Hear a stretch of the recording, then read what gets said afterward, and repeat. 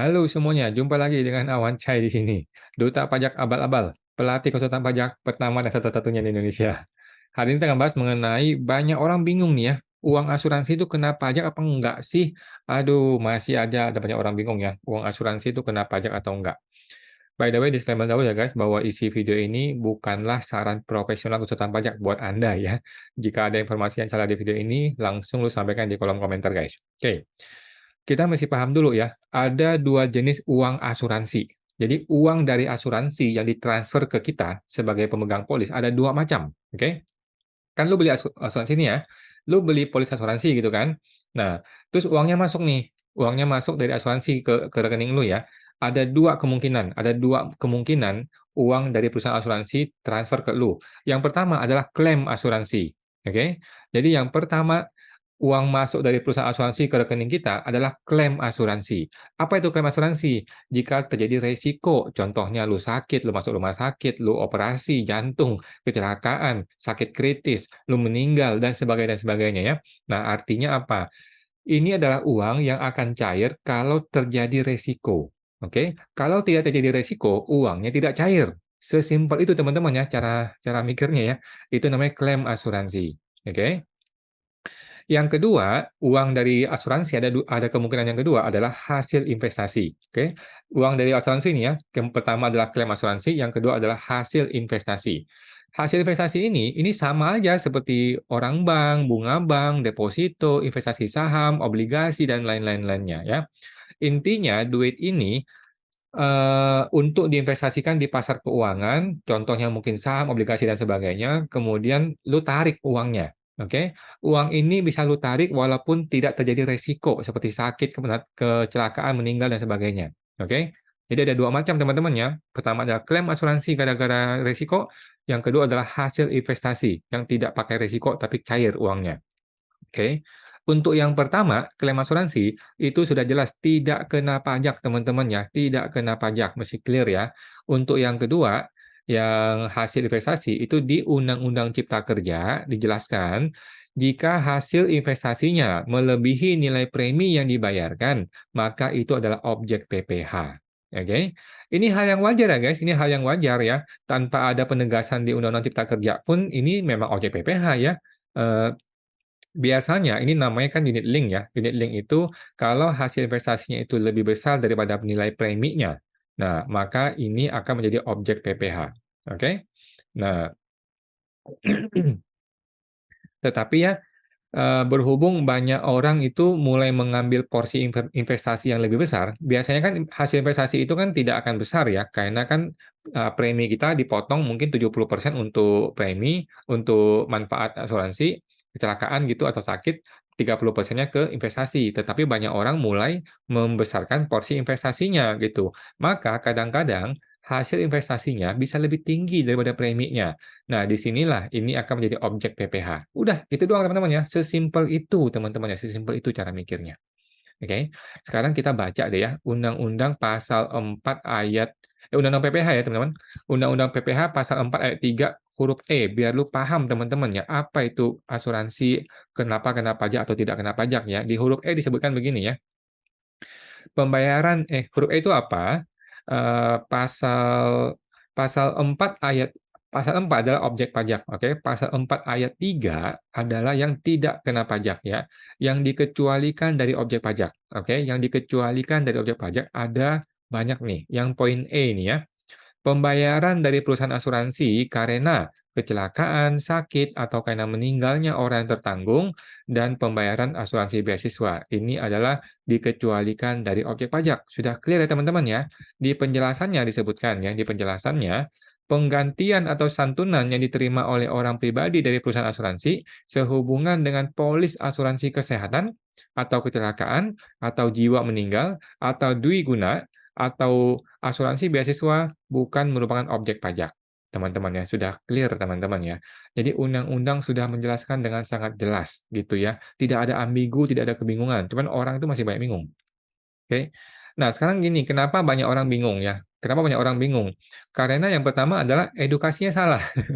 Edukasinya salah gitu ya. Dari konsultan pajak ya rata-rata yang mungkin salah ya, atau mungkin orang yang bukan konsultan pajak gitu.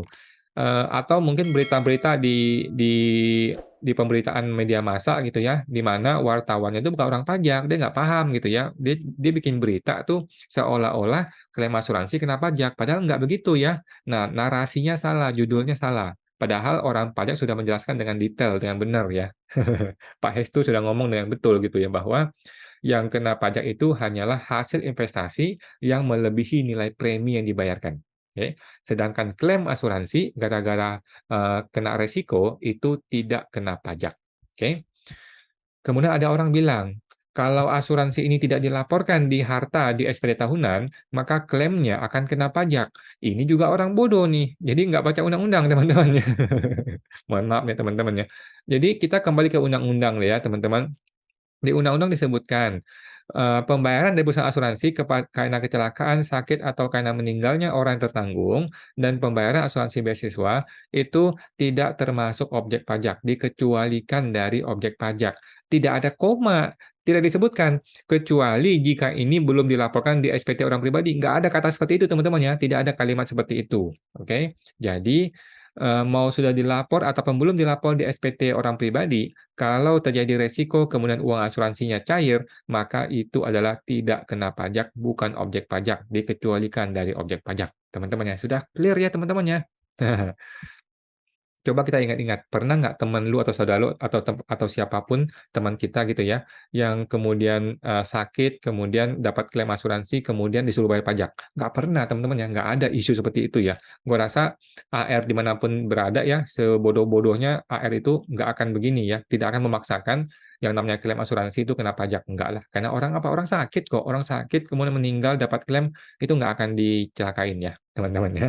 Nah, kemudian gimana dengan asuransi dwiguna? Nah, teman-teman sudah tahu ya asuransi dwiguna. Asuransi dwiguna itu kemarin rame, mungkin 1-2 tahun yang terakhir ya, rame karena banyak orang taruh duit di situ, bunganya juga besar sekali di atas bunga deposito bank, eee, kemudian tidak kena pajak. Tidak kena pajak dari perusahaan asuransi dan tidak kena pajak juga di SPT kita dengan alasan itu masuk di dalam penjelasan ya, masuk di dalam penjelasan sebagai asuransi dwiguna sehingga tidak kena pajak. Nah, menurut gua ya, saran saran pribadi gua adalah bayar pajaknya aja ya, terima ini sebagai penghasilan lain-lain kemudian bayar pajaknya, gitu ya. Kalau lu nggak bayar pajak, AR pasti ribut. Sudah banyak orang kasus ya, asuransi dwiguna itu dipajakin oleh AR, dipaksa bayar pajak.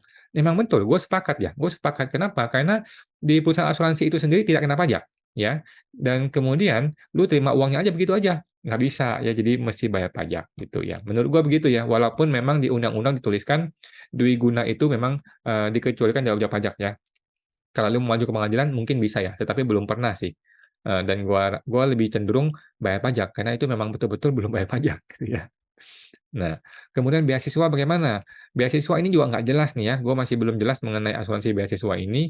Menurut gua, tetap kena pajak sih, atas capital gain-nya, atas nilai hasil yang melebihi nilai premi. Jadi lu bayar premi anggaplah 1 juta per bulan gitu ya, selama 10 tahun gitu ya, dapat 120 juta kan, kemudian uang yang cair 150 contohnya. Nah, atas 30-nya itu, ya udahlah bayar aja lah pajaknya, nggak seberapa besar juga kan, gitu ya. Menurut gua seperti itu ya, walaupun di undang-undang tertulis tuh asuransi beasiswa itu memang tidak kena pajak, gitu.